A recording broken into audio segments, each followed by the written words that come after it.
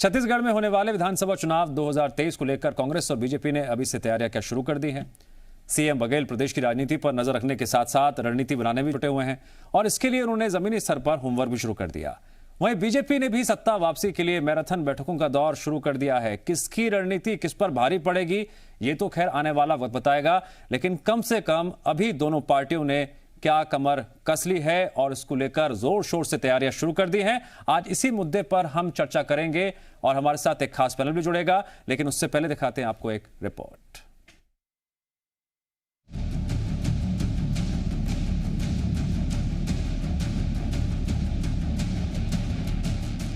छत्तीसगढ़ में भले ही अभी विधानसभा चुनाव में लंबा समय हो, लेकिन प्रदेश में अभी से विधानसभा चुनाव की तैयारियां होनी शुरू हो गई हैं। 2023 के संग्राम के लिए कांग्रेस चुनावी मोड में आ गई है। इसके लिए खुद सीएम बघेल ने मोर्चा संभालते हुए बैठक लेकर फीडबैक लेना शुरू कर दिया है।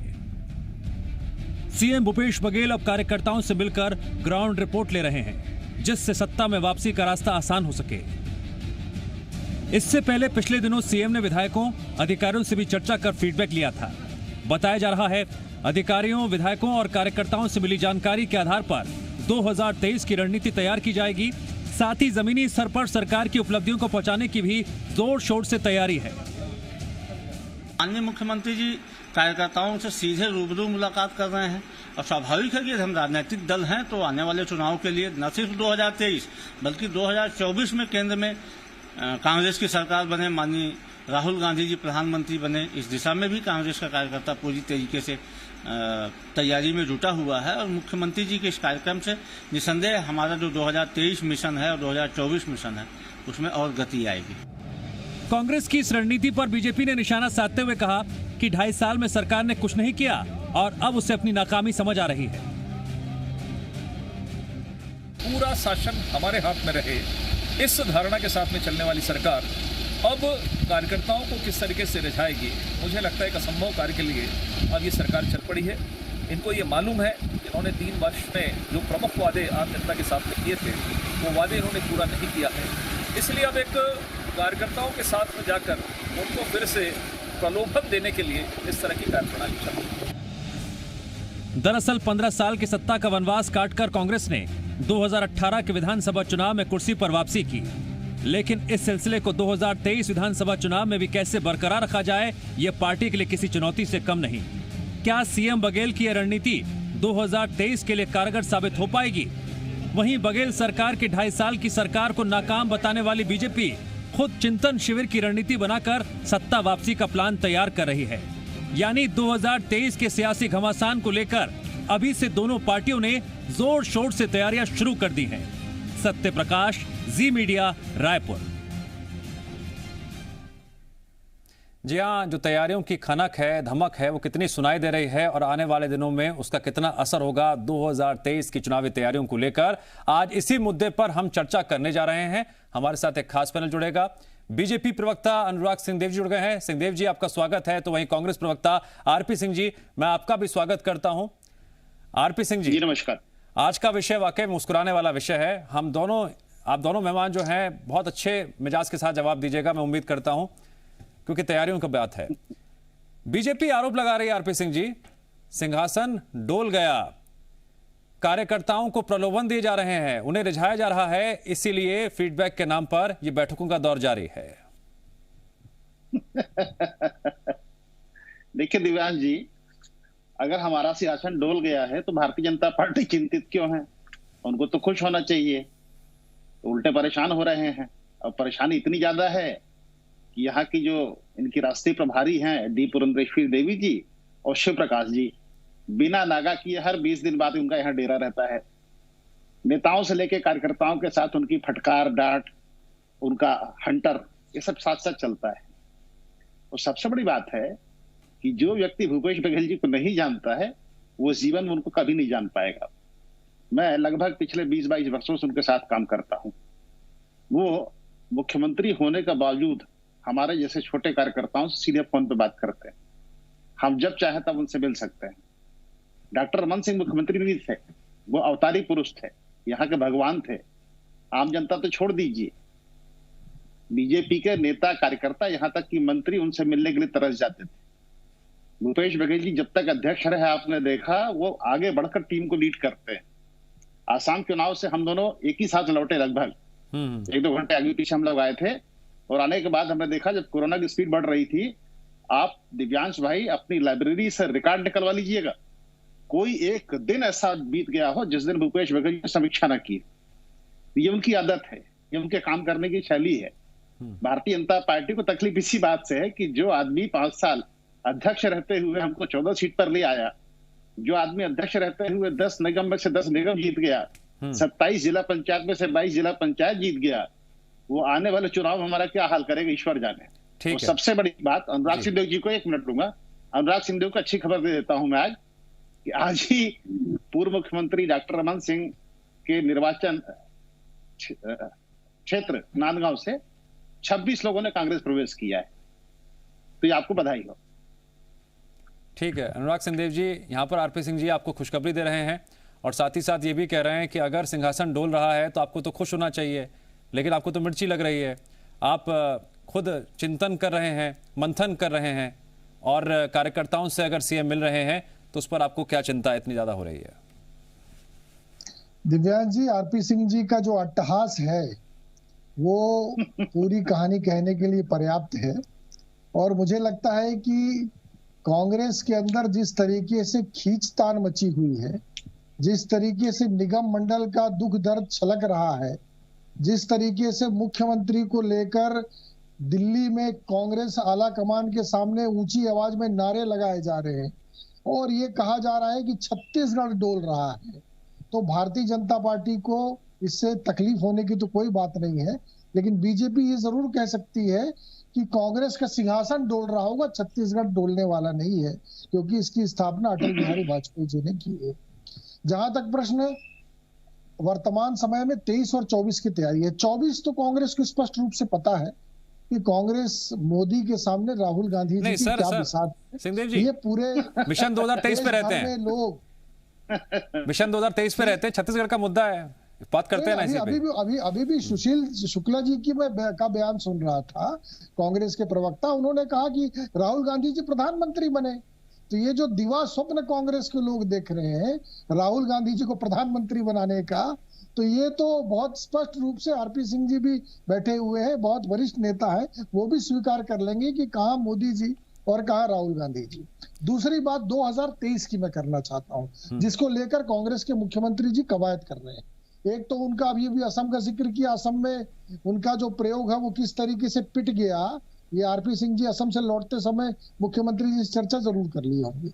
दूसरी पिटाई इनकी उत्तर प्रदेश में होने वाली है, जहां ये 5वें-7वें नंबर की पार्टी है। छत्तीसगढ़ के अंदर कांग्रेस की स्थिति आज एक तरीके से एक बैरंग लिफाफे की तरह है, क्योंकि 25 लाख लोगों को किसान सम्मान निधि के अंतर्गत हम लाभ दे रहे हैं, ये सिर्फ 19 लाख लोगों को देते हैं राजीव गांधी न्याय योजना में। हम लगभग 1200-1400 किलोमीटर नेशनल हाईवे बना रहे हैं। हम जल जीवन मिशन के अंतर्गत गांव-गांव में हर घर में नल पहुंचाने का काम कर रहे हैं। यदि मैं कांग्रेस से उनकी उपलब्धियां पूछूं तो उनके पास नाम बदलने के अलावा और उद्घाटन करने के अलावा कोई भी उपलब्धि आज की तारीख में नहीं होगी। आज के तारीख में जो प्रश्न है वो धर्मांतरण का प्रश्न है, आज के तारीख में प्रश्न बेरोजगारी का है। छत्तीसगढ़ के अंदर जो मुख्यमंत्री जी बड़ी बड़ी बात कर रहे हैं, 22% से हमने घटा के 3% लिया, प्रश्न है आज बढ़े हुए बिजली बिल का मामला है, टैरिफ और सर्विस चार्ज दोनों बढ़ा दिया गया, इसका मामला है, जो वादा किया था निभाया नहीं। अब शराबबंदी का मामला है, अब शराबबंदी में यू टर्न लेते हुए दिखाई दे रहे। छत्तीसगढ़ अब शराब परोसने में सबसे आगे प्रदेश में माना जा रहा है, अपराध बढ़ गए, तो ये सबका जवाब इनको देना पड़ेगा। इनके खिलाफ एंटी इनकम्बेंसी लागू हो चुकी है, जिसका जवाब इनको जनता देगी आने वाले 23 में। ठीक है, एक और दिलचस्प बात यह भी है कि अभी हाल ही में पिछले दिनों की हम बात करेंगे, ज्यादा दिन नहीं, कि अब दोनों ही पार्टियों की जो है संगठन बैठकें हो चुकी हैं, और जब संगठन बैठक होती है उसके बाद पार्टियों की आक्रामकता इस लिहाज से बढ़ जाती है कि दिशा निर्देश जरूर मिलते हैं, आगे क्या रणनीति अपनानी है, क्या कदम उठाने हैं। आरपी सिंह जी, अब जो ये फीडबैक लेने का काम किया जा रहा है, बीजेपी इस पे यह भी आरोप लगा रही है कि कहीं ऐसा तो नहीं है कि जमीनी स्तर पर पार्टी ये भाप रही है, संगठन ये भाप रहा है कि जो वोट बैंक आपने कायम किया था 2018 में वो खिसक रहा है और इसीलिए अब ये नई रणनीति के साथ अब मैदान में उतरे हैं? देखिए दिवांश भाई, कल मैं दूसरे चैनल के डिबेट में बैठा था। उसमें मेरे साथ भारतीय जनता पार्टी के कांकेर के सांसद आदरणीय मोहन मंडावी जी बैठे थे। उनका वक्तव्य सुन लीजिए, या आज अनुराग सिंह भाई का सुन लीजिए वक्तव्य। एक रिका हुआ टेप रिकॉर्डर जैसा बटन दबा दीजिए और लाइन से sir sir sir sir sir sir, sir वही बातें बोली जाती है। अभी 4 सवाल पूछ दूंगा तो अनुराग उसका जवाब नहीं दे पाएंगे। खैर छोड़िए, आपने जो पूछा उस पर अपने का आगे बढ़ते हैं।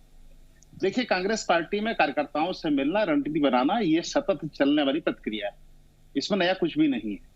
दरअसल भारतीय जनता पार्टी को मैं ये बताना चाहता हूं दिव्यांश जी कि जब हम यहाँ सत्ता में आए थे तो हमारे और बीजेपी के बीच जो वोट शेयर का परसेंटेज था वो था 10%। हमको वोट मिला था 43%, बीजेपी को मिला था 33%। 15 साल यहाँ बीजेपी सत्ता में रही, लेकिन भारतीय जनता पार्टी और कांग्रेस के बीच में कभी भी 2.25% से ज्यादा अंतर नहीं रहा। ये अंतर है 10% का। इन्होंने कहा कि सरकार के खिलाफ एंटी इनकम्बेंसी चालू हो गई है। कैसे चालू हुई मैं आपको बताता हूँ। यहाँ का सबसे बड़ा समाचार पत्र और सबसे पुराना समाचार पत्र नवभारत ने सरकार के 17 जून को 2.5 वर्ष पूरे होने पर यहाँ सर्वे करवाया और उसमें पहला सवाल ये था कि मुख्यमंत्री के कामकाज की समीक्षा। नहीं, सिंह साहब एक गुजारिश कर रहा हूँ, प्लीज किसी और अखबार के आंकड़ों को आप यहाँ रखते हुए दावा मत कीजिए, ये मेरी गुजारिश है आपसे। ठीक है, वरना फिर अखबारों के जो दावे हैं ना, इसमें हम उलझ के रहेंगे तो वो भी कुछ ऐसे आंकड़े रख देंगे सामने। सुन लीजिए उस अखबार के लिए हम नाम नहीं लेता, आपका आपत्ति है तो मैं नाम नहीं लेता हूँ।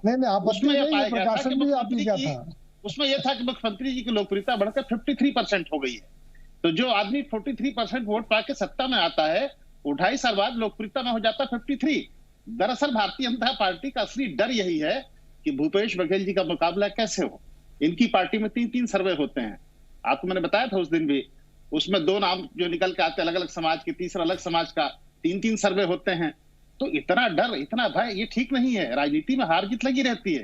3 बार हम भी हारे, 5 बार आप भी हार जाइए, तो इतना डरने की जरूरत नहीं है। हार और जीत तो अब जनता तय करेगी, यहाँ बैठ के हार जीत कैसे तय हो सकती है। बहरहाल अनुराग सिंह देव जी, अब चिंतन शिविर तो आप भी आयोजित करने वाले हैं, 2 दिवसीय चिंतन शिविर है, रणनीति बनाई जा रही है।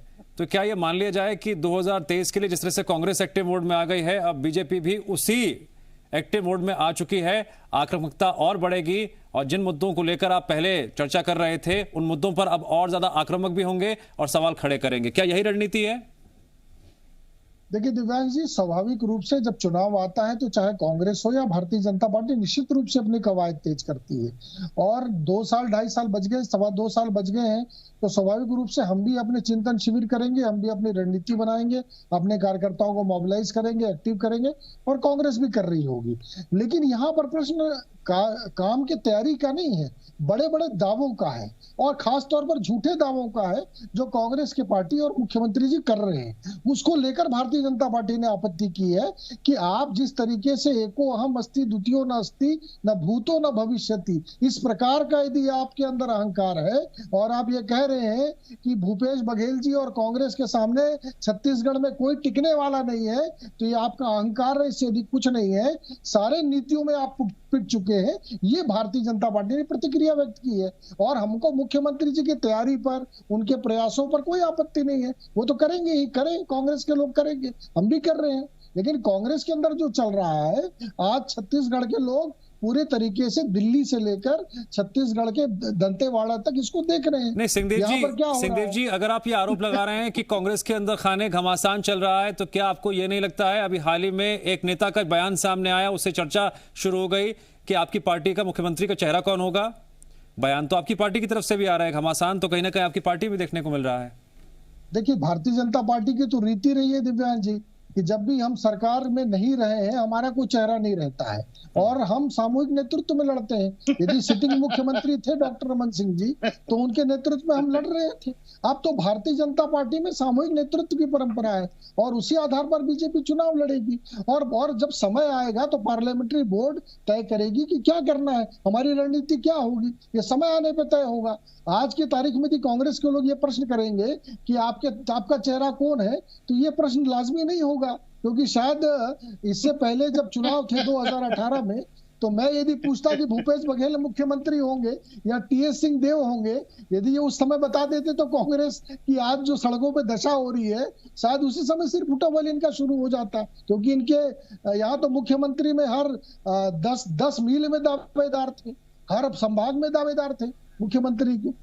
तो कांग्रेस के लोग अपनी स्थिति देखें कि उनकी स्थिति क्या है छत्तीसगढ़ के अंदर, लेकिन मुद्दों के मामले में, योजनाओं के मामले में और जन आकांक्षाओं के मामले में कांग्रेस को जितना बड़ा बहुमत मिला था दिव्यांश जी, आज उतनी बड़ी ही निराशा जनता के सामने कांग्रेस को लेकर है। ठीक है आरपी सिंह जी, मेरा आखिरी सवाल आपसे है। सूत्रों के हवाले से अंदर खाने ये भी खबर आ रही, देखिए अब अंदर कमरे के अंदर क्या बात हो रही है खुल के तो नहीं आती, लेकिन हमारे भी सूत्र हैं कि कहीं ना कहीं जो सरकार की उपलब्धियां हैं वो जनता तक पहुंचाई नहीं जा रही सही से, कहीं ना कहीं शिकायत है, एक एकजुटता नजर नहीं आ रही है। क्या यही वजह है कि अब खुद मुख्यमंत्री भूपेश बघेल ने मोर्चा संभाल लिया है और मैदान में उतरकर वो इस तरह से पहले विधायकों से मिलते हैं, अधिकारियों से मिलते हैं और अब कार्यकर्ताओं से मिल रहे हैं, क्या ये भी एक वजह है? क्या देखिए, आपके प्रश्न का जवाब बाद में दूंगा भाई। पहले अनुराग सिंह जी ने कहा, उनके लिए खेर मुझे याद आता है कि सादगी पर कौन न मर जाए, कि कत्ल भी करते और हाथ पे तलवार नहीं। इन्होंने कहा जब बीजेपी अपोजिशन में होती है तो कोई चेहरा नहीं होता है, सामूहिक लीडरशिप में लड़ा जाता। वाह, इतना भारी शब्द। 2014 में बीजेपी सत्ता में थी क्या, तो मोदी जी कैसे चेहरा बन गए? और अब जब यहाँ सत्ता चली गई तो रमन सिंह चेहरा नहीं है। रमन सिंह पत्रकार वार्ता लेके कहते हैं माई बाप हुजूर मैं एक छोटा सा चेहरा हूं। ये दोगली बातें मत कीजिए, किसी एक नीति, एक नियत, एक सिद्धांत की बात कीजिए।